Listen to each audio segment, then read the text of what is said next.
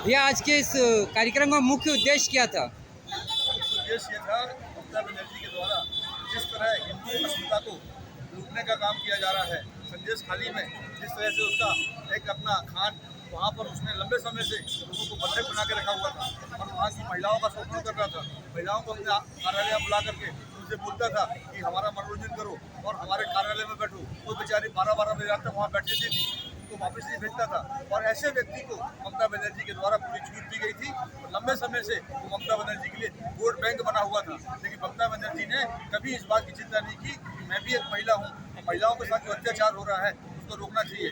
और इस ममता बनर्जी का मामला यह है कि किसी प्रकार से हिंदू वोट को काटो, खत्म करो और बांग्लादेश से, पाकिस्तान से जो लोग आ रहे हैं उनको प्रेफरेंस दो। जितने शरणार्थी के लोग आ रहे हैं, लाखों लोग आ रहे हैं, उनका तुरंत राशन कार्ड बन जाता है, उनका तुरंत आधार कार्ड बन जाता है। लेकिन जो वहाँ के लोग रह रहे हैं उनके साथ अत्याचार, अनाचार इसके द्वारा किया जा रहा है, क्योंकि इसके पास में आज केवल वही तत्व हैं जो उनको साथ दे रहे हैं। आज सारे लोग जो सभ्य लोग हैं, सही लोग हैं, पढ़े लिखे लोग हैं, आज ममता बनर्जी की हरकतों की वजह से सुकून भाग रहे हैं। और आज बंगाल में जो हो रहा है उसको देख करके पूरा देश दुखी है और हम सब मांग करते हैं माननीय राष्ट्रपति जी से कि वहाँ तुरंत राष्ट्रपति शासन लगाया जाए और उसको भंग किया जाए। ऐसी महिला के साथ देशद्रोह का मामला चले और उसको अंदर किया जाए। विगत कई सालों से हिंदुओं पे अत्याचार हो रहा है बंगाल में। मंदिरों को तोड़ा जाता था, मूर्तियों को खंडित किया जाता था, पर कोई एक्शन नहीं लिया गया ममता बनर्जी द्वारा। आपने देखा होगा पिछले विधानसभा के चुनाव के समय से उसने कितना अत्याचार किया, कितना नाटक किया, अपना पैर तोड़ करके, अपना लंगड़ी बंद करके बैठ गई, समझे ना, लोगों की सिंपैथी लेने के लिए। इसके बाद भी चुनाव हार गई। आप ये इस बात को दर्शाता है कि उसके प्रति कितना असंतोष था। लेकिन वो एक उसकी जो वहाँ पर पकड़ बना के रखी हुई है, वो गलत तत्वों को इकट्ठा करके, गुंडा तत्वों को इकट्ठा करके रखी हुई है, उसका भय और आतंक बना करके वो काम कर रही है। विधानसभा चुनाव में कितने लोग मारे गए, कितने लोगों के साथ अपना गोलियां चली, लोगों को घर जला दिए गए, लेकिन वो बची हुई है। और इसीलिए आज हम सब मिलकर मांग कर रहे हैं कि ऐसी महिला को जो बंगाल को बर्बाद कर रही है और बंगाल की हवा बाहर फैलने वाली है, उसके पहले इस महिला को समाप्त किया जाए, राष्ट्रपति शासन लगा करके इसको जेल भेजा जाए। आपके विचार से एनआरसी और सीए कब तक लागू हो जाएगा? ये अभी ही लागू होने वाला है, लोकसभा के पहले अभी हमारे अमित शाह जी ने बोला है और उसके लिए पूरी तैयारी कर रहे हैं। वो एनआरसी लागू नहीं हो इसी के लिए वो व्यवस्था कर रही है। वो सारे जो काम उसके हो रहे हैं इसीलिए हो रहे हैं क्योंकि एनआरसी लागू हो गया तो गलत तत्व बंगाल में आ नहीं पाएंगे। बंगाल से जो गलत तत्व घुसे हुए हैं उनको बाहर कर दिया जाएगा। इसीलिए उसका ये प्रयास है कि एनआरसी लागू नहीं हो और उसके जो तत्व हैं, गलत तत्व हैं, उनको प्रेफरेंस मिलता रहे, चुनाव में उनका साथ मिलता रहे। आप राष्ट्रपति जी से, मुर्मू जी से क्या संदेश, मतलब अपने विचार रखना चाहेंगे उनके सामने बंगाल को लेके?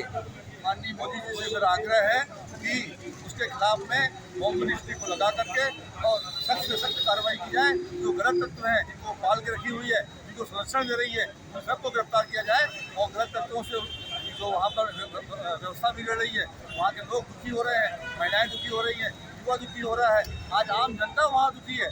आज जिस तरह से उसने भ्रष्टाचार किया है, उसके भतीजे ने भ्रष्टाचार किया है, उसके शिक्षा मंत्री के घर के दो फ्लैट भर के वोट प्राप्त हुए हैं। इससे आप सोच लो, केवल एक काम नहीं कर रही हूँ, वो गलत तत्वों को संरक्षण देने के साथ साथ भ्रष्टाचार की चरम सीमा तक पहुँच चुकी है। और आज वो ये समझ रही है कि जनता मेरे खिलाफ खड़ी हो रही है, तो ज़्यादा से ज़्यादा गुंडागर्दी और ज़्यादा से ज़्यादा आतंक फैलाने का काम करती है। लोकसभा के चुनाव होने वाले हैं, 10 तारीख से आचार संहिता लागू होने वाली है। आपके विचार से कौन प्रधानमंत्री बनेंगे? प्रधानमंत्री माननीय मोदी जी बनेंगे और उन्हीं को बनना है, उसके अलावा देश के अंदर कोई नेता नहीं है। जिस तरह से उन्होंने काम किया है, पब्लिक के हित में काम किया है, युवाओं के हित में काम किया है, सबका साथ, सबका विश्वास और सबको साथ लेकर चलने वाला काम वो कर रहे हैं। एकमात्र नेता है पूरे देश के अंदर, उनका कोई मुकाबला नहीं। धन्यवाद। हमारे तरह डॉक्टर प्रदीप जी खड़े हुए भाजपा को सपोर्ट करते हैं। आज उनसे जानेंगे कि वहाँ पे जो ममता बनर्जी जी का मुद्दा दर्ज किया गया, उनका क्या कहना है? देखिए, जो तृणमूल कांग्रेस की जो सरकार है बंगाल में, उनके कार्यकर्ता ऐसा नग्न नाच कर रहे हैं आज के समय में, किसी की कोई इज्जत नहीं करते, स्त्रियों की कोई इज्जत नहीं है वहाँ पे। शोषण, अनादर व्यवहार जो रहना चाहिए एक औरतों के लिए, वो उनके इसमें बिल्कुल भी नहीं। ऐसे में सरकार को, क्योंकि अभी जो शाहजहां शेख है उनके वहाँ के मंत्री हैं, उन्होंने कुछ दुष्कर्म किया है वहाँ पे महिलाओं को गिरा करके। ऐसी सरकार को उखाड़ फेंकने के लिए सर्वप्रथम तो ममता बनर्जी को बिल्कुल सोचना चाहिए कि वो कितनी कैसी गलत और गंदी सरकार चला रहे हैं। ये लोगों के बीच में बहुत बड़ा आज का विषय का केंद्र है कि ऐसी सरकार को उखाड़ फेंकना है और वहाँ पे जल्द से जल्द राष्ट्रपति शासन लागू करना है। इसके लिए आज सुपेला चौक में ममता बनर्जी का पुतला दहन किया गया है और ऊपर तक संदेश पहुँचाने की कोशिश की जा रही है कि ये सरकार किसी भी भारतीय नागरिक को मानने नहीं है और इनको जल्द से जल्द इनको इस सरकार को बर्खास्त करना है और राष्ट्रपति शासन लागू करना है। बंगाल में बांग्लादेशियों को बुला के बैठाया जा रहा है, उनको वोट बैंक के लिए इस्तेमाल किया जा रहा है। इस बारे में आप क्या कहेंगे? ये तो परम सत्य है, सबको मालूम है। वहाँ पे सनातन संस्कृति और सनातन धर्म को खत्म करने का बहुत बड़ा षड्यंत्र रचा जा रहा है। इसी षड्यंत्र के माध्यम से ज़्यादा बांग्लादेशी मुसलमानों को वहाँ पे ला करके बसाया जा रहा है और वो एक वोट बैंक की राजनीति वहाँ की जा रही है, जिससे हमारा हिंदू डरे और वहाँ से हिंदू डर करके ज़्यादा से ज़्यादा हो सके तो वो उनको सपोर्ट करने की कोशिश करे। और इस विषय में ये भी चल रहा है कि वहाँ पे हिंदुओं का बहुत धर्म परिवर्तन भी किया जा रहा है। विगत कई वर्षों से मंदिरों को नुकसान पहुंचाया गया, मूर्तियों को खंडित किया गया और कोई कानूनी कार्रवाई नहीं की गई। इस बारे में आप क्या कहेंगे? जब तक भारतीय जनता पार्टी की सरकार नहीं आएगी तब तक वहाँ कुछ नहीं, या तो राष्ट्रपति शासन लगाना अनिवार्य है या भारतीय जनता पार्टी के कार्यकर्ताओं को खूब मेहनत करके वहाँ पे भारतीय जनता पार्टी की सरकार लाना है। तभी वहाँ पे ये जो जितनी भी अभी पुराने मामले हुए इसमें कुछ ठोस कदम उठाए जाएंगे। पुलिस प्रशासन को वहाँ पे मोहल्ले में घेर के लोग मार रहे हैं। बंगाल की राजनीति इतनी गंदी है जहाँ पे पुलिस तक सेफ नहीं है। इस बारे में आप क्या कहेंगे कि आम जनता की क्या स्थिति है वहाँ पे? देखिए, पुलिस चाहे तो बहुत कुछ कर सकती है। पुलिस भी वहाँ पे बिकाऊ है। कुछ पुलिस वाले हैं जो जिसको जो टारगेट किया जा रहा है वो मोस्टली हिंदू पुलिस वाले होते हैं, है ना। हिंदू धर्म देखा जाता है कि ये हिंदू है या मुसलमान है, उस हिसाब से टारगेट करके उस पुलिस वालों पे भी पथराव और उनसे मारपीट की जाती है। एनआरसी और सीए के बारे में आप क्या कहेंगे? अभी लागू होने दीजिए, होना बहुत ज़रूरी है। चलिए, धन्यवाद। इस कार्यक्रम का उद्देश्य क्या है? पश्चिम बंगाल के संदेश खाली में विगत कई महीनों से वहाँ टीएमसी गुंडों द्वारा महिलाओं से दुष्कर्म किया जा रहा है। अनेक लोग जमीन हड़पी जा रही है। संदेश खाली जो संदेश सिर्फ बंगाल ही पूरे भारतवर्ष में जा चुका है, वहाँ ममता सरकार के द्वारा वहाँ पे अपराधियों को जिस तरह से संरक्षण दिया जा रहा है, हम सभी भारतीय जनता पार्टी कार्यकर्ता इसका विरोध कर रहे हैं। इसी तारतम्य में भारतीय जनता पार्टी जिला विधायी के द्वारा आज पुतला दहन का कार्यक्रम किया गया, जिसमें समस्त भारतीय जनता पार्टी, युवा मोर्चा, महिला मोर्चा, सभी मोर्चा को उपस्थित हुए। हम सभी की मांग है कि वहाँ शीघ्र से शीघ्र पश्चिम बंगाल में राष्ट्रपति शासन लगाया जाए, ताकि वहाँ फिर से भारतीय जनता पार्टी के वहाँ आने वाले समय में सुशासन स्थापित हो सके, वहाँ के लोगों को एक अच्छी सरकार मिल सके और ममता बनर्जी जैसी कुकर्मी शासक से वहाँ लोगों को मुक्ति मिल सके। बंगाल में एक तरफा गुंडागर्दी चलती है, लोगों का कहना है। इस बारे में आप क्या कहेंगे? देखिए, पश्चिम बंगाल का दुर्भाग्य रहा है। किसी जमाने में वहाँ पे कांग्रेस शासन हुआ करता था, उसके वहाँ पे कम्युनिस्ट शासन है। और विगत कई सालों से 10 साल से ज़्यादा हो गए ममता बनर्जी शासन है वहाँ पे। कहीं ना दुर्भाग्य रहा है, लेकिन धीरे धीरे वहाँ भारतीय जनता पार्टी के वहाँ कैडर काफ़ी मजबूत हो चुका है। वहाँ जनता भी समझ चुकी है कि आने वाले समय भारतीय जनता पार्टी ऐसी पार्टी जो वहाँ शासन करेगी, वहाँ राज करेगी और वहाँ पर लोगों को सुशासन का अनुभव। ममता बनर्जी सनातन के खिलाफ है, ये अक्सर सुनने में आता है, देखने में भी आता है। कई सालों से मंदिरों को खंडित किया जाता है, मूर्तियों को नुकसान पहुंचाया जा रहा है। इस बारे में आप क्या कहेंगे? आप सभी को भी दीजिए, ममता बनर्जी जो है एक विशेष वर्ग को लाभ पहुँचाने खाली होकर काम करेगी। सनातनियों से दगा दो करके वो किस प्रकार का बैर रहा है, लगातार किसी प्रकार की पूजा को वो हमेशा विरोध करती है। एक विशेष वर्ग का समर्थन करती है। बाहर जो घुसपैठियाँ आती हैं उनको बचाने को लगातार काम कर रही है अपनी, लेकिन आने वाले समय में जनता समझ चुकी ममता बनर्जी की जाना कुछ पर तय है। अगले विधानसभा चुनाव में ममता बनर्जी पूरी हारेंगे तय। हमारे चैनल के माध्यम से महामहिम राष्ट्रपति जी से क्या आह्वान करना चाहेंगे आप? महामहिम राष्ट्रपति से हम आह्वान करते हैं कि शीघ्र बंगाल में जो मामले हो रहे हैं, पश्चिम बंगाल जितने भी अपराध हो रहे हैं, सबको संज्ञान मिले और आने वाले समय में वहाँ की सरकार को बर्खास्त करके शीघ्र ही वहाँ पे राष्ट्रपति शासन में जाए। धन्यवाद। विरोधी ममता बनर्जी और टीएमसी के गुंडे कार्यकर्ता, इन्होंने पूरे पश्चिम बंगाल में अत्याचार का तांडव मचा के रखा। संदेश खाली एक गांव है जहां पर दलित और आदिवासी महिला और बहनों के साथ जिस प्रकार से अत्याचार बलात्कार किया गया है, यह ममता बनर्जी सरकार, इंडी गठबंधन, सोनिया गांधी की कांग्रेस और जितने धर्मनिरपेक्षता के नाम पर पूरे देश में जो हिंदुओं पर अत्याचार करने वाले दल है, उन सभी के लिए यह उनके ऊपर तमाचा है और संदेश खाली में जिस प्रकार से शेख जहां ने और गुंडों ने महिलाओं पर, बहनों पर अत्याचार किया है, तुरंत उस सरकार को बर्खास्त किया जाना चाहिए। और मेरा तो ये कहना है कि पूरे देश की बहनों को और साथ में हम सब भाइयों को मिलजुल कर एक आवाज़ उठानी चाहिए कि आओ नहीं सही वो ममता बनर्जी को बदल के रही वो। सनातन धर्म के खिलाफ ममता बनर्जी ने हमेशा अपना पक्ष रखा है। अन्य वर्ग को रक्षित करने के लिए और उनके भले के लिए सनातन धर्म को बहुत दबाया है। इस बारे में आप क्या कहेंगे? ममता बनर्जी तो जय श्री राम का जब नारा लगाता था और जब वो यात्रा पे गई है दिव्य जय श्री राम बोले तो तुरंत गाड़ी से उतरता था और वहाँ के लोगों को जय श्री राम बोलने वाले को जेल भेजवाता था। ऐसा ममता बनर्जी का अन्याय अत्याचार शुरू में भी था, लेकिन जिस प्रकार अभी जो घटना हुआ क्या नाम है संदेश खाली में, जिसमें माताओं बहनों के साथ लगातार व्यवहार इनके टीएमसी के गुंडे लोग द्वारा कर रहे थे, जब भर्ती हुआ तब जाके महिलाओं ने अपना मुंह खोला और राज्य सरकार से लेकर केंद्र सरकार की बहुत सी एजेंसियों में शिकायत हुई। जब वहाँ के शिकायत के बाद जब जांच दल वहाँ सीबीआई जांच के दल गया, उनके ऊपर उनके गुंडों ने हमला किया।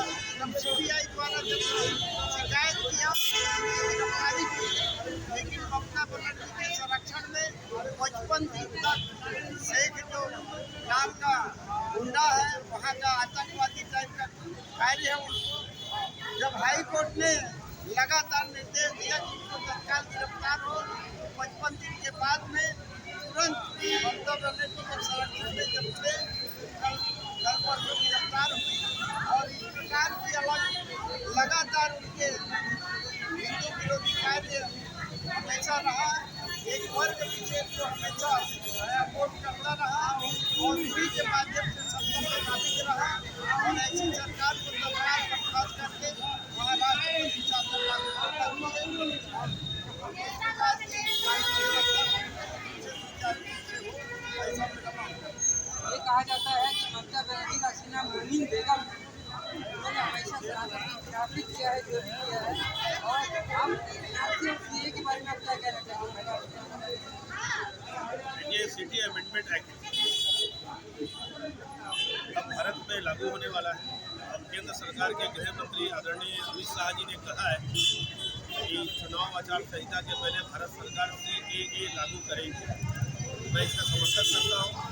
हमारे आसपास के जो पड़ोसी देश है, वहाँ धर्म के आधार पर जिन भाइयों को प्रताड़ित किया गया, जो पूर्व में भारत जब एक हुआ करता था, यहाँ से टुकड़े होकर जब भारत का विभाजन हुआ वो यहाँ से चले गए थे, ऐसे भाइयों को यहाँ की सिटीजन मिलनी चाहिए। ये किसी की नागरिकता लेने का कानून नहीं है, ये नागरिकता देने का कानून है। तो कांग्रेस और तुष्टीकरण करने वाली कांग्रेस और इंडी गठबंधन के सभी दल भारत के मुसलमानों को CAA के लेकर भड़काती रहती है। तो मैं तो इस मंच से और आपके माध्यम से उन मुसलमानों को भी कहना चाहूँगा कि CAA आपके विरोध में नहीं है, आप इसका समर्थन कीजिए और CAA लागू होना चाहिए। जो बांग्लादेश और पाकिस्तान से मुसलमान आके यहाँ पे बसे हुए हैं गैर कानूनी तरीके से, उनके लिए CAA और एनआरसी कानून जो है उसको यहाँ से इम्प्लीमेंट किया जाएगा, कैंप में डाला जाएगा। इस बारे में आप क्या कहेंगे? हमारे चैनल के माध्यम से आप आम जनता को क्या बताना चाहेंगे?